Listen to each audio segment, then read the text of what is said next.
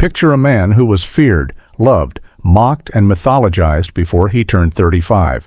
A soldier whose name still splits a room a century and a half after his death. Some remember him as a reckless glory hunter, others as the boldest cavalryman the Union ever produced. Both are true, and neither is the whole story.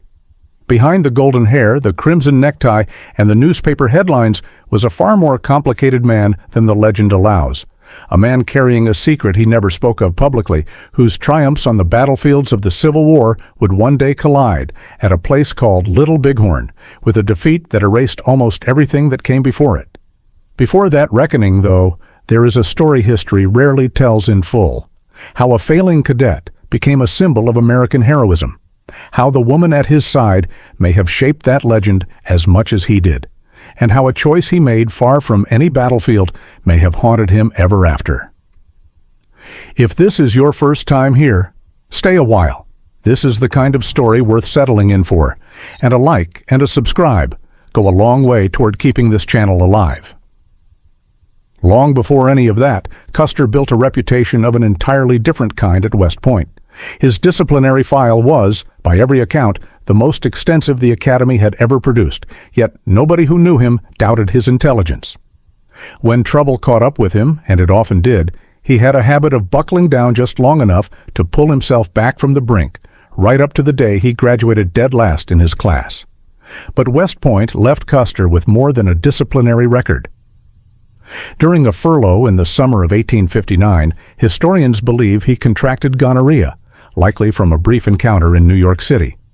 Treatments in that era were crude and often did more harm than good. Custer never spoke of it, but many of his biographers now believe the infection left him unable to father children, a private wound carried quietly beneath the public bravado for the rest of his life. Then the war came, and it changed everything. Custer stepped out of the classroom and straight into combat, and it did not take long for his performance on the battlefield to answer any question about whether he was ready for command. He understood something few officers grasped. His life was the only capital he had, and he intended to spend it boldly, putting himself where the danger was thickest, riding at the head of his men rather than behind them. Horses were shot dead beneath him more than once.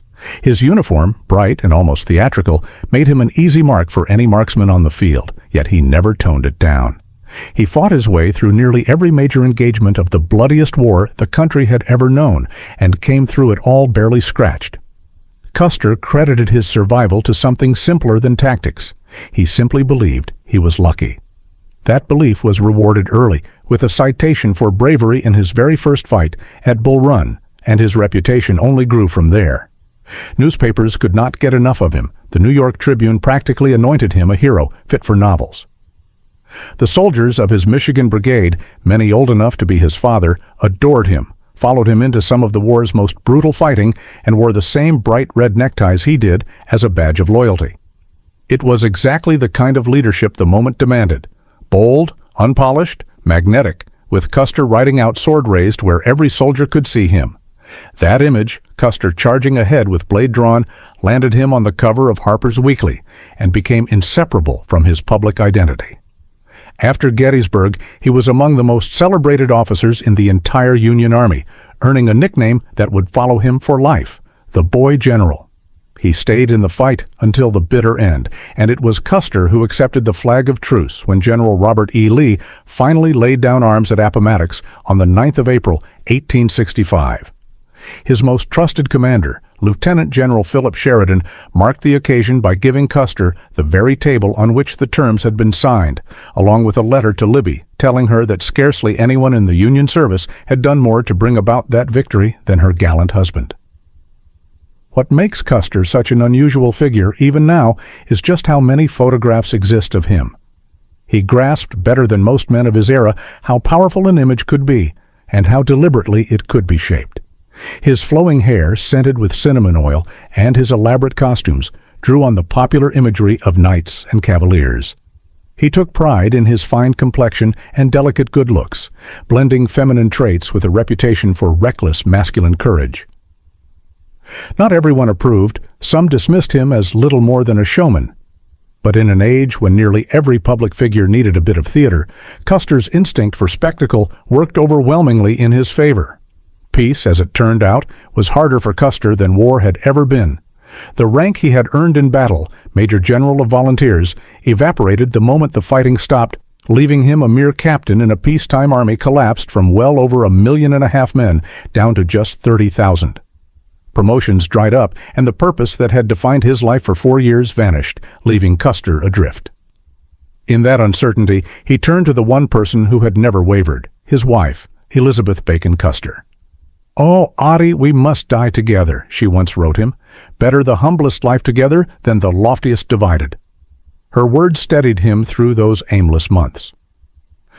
Their story had begun years earlier in Monroe, Michigan, where Custer first arrived as a 14-year-old boy to live with his half-sister and attend the Stebbins Academy. He returned in the fall of 1862, a strikingly different figure, a 23-year-old captain on the staff of General George McClellan, and by then one of Monroe's most eligible bachelors. Libbie, 3 years younger, was the poised daughter of the town's prominent judge, Daniel Bacon, and one of the most sought-after young women at the Young Ladies' Seminary. She was not impressed by him at first. It was his sheer persistence that won her over. Her father disapproved, but Libbie was drawn to the fact that she seemed to matter to Custer more than anything else in his life, a catch and a genuinely bright, appealing young woman herself. What grew between them was intense, and both treated it that way. "Oh, how dear he is! I love him so much," Libbie confided. "His words linger in my ears, his kisses on my lips. I forget everything sometimes when I think of him. If loving with one's whole soul is insanity, I am ripe for an insane asylum." Together they lived out the fantasy of the dashing Cavalier and his devoted lady, precisely the adventurous life Libbie had always wanted. Custer's rapid rise swept away Judge Bacon's remaining doubts, and the two married on the 9th of February, 1864.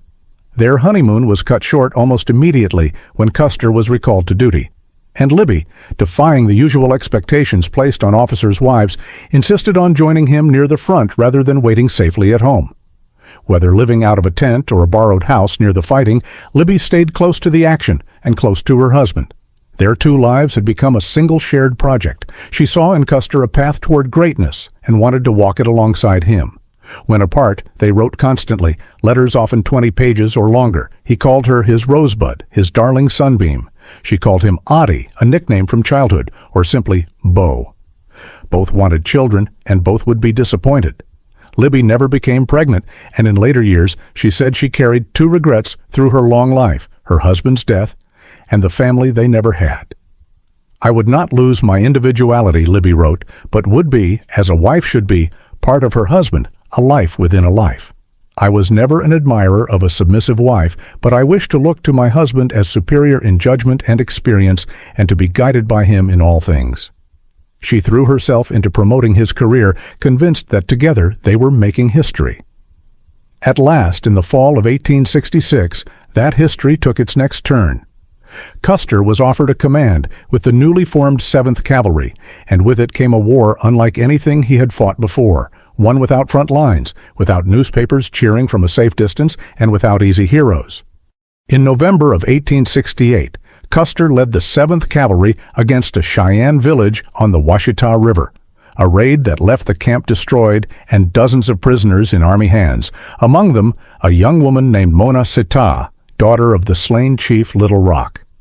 What happened between them that winter is still argued over today.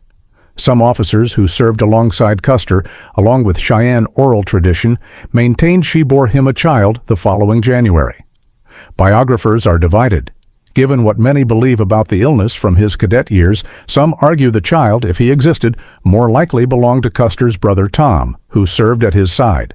No proof has ever settled it, and it remains one of the more uncomfortable, unresolved chapters of Custer's story, sitting uneasily beside the devoted letters he kept sending Libbie that same winter. Was General Armstrong Custer, beyond his record on the battlefield, a far more complicated husband than the devoted letters home ever let on? History has never fully answered that question, and it has never fully settled what happened 7 years later on a ridge above the Little Bighorn. That is a story for another time. Thanks for watching, and if you enjoyed this look behind the legend, consider liking and subscribing for more.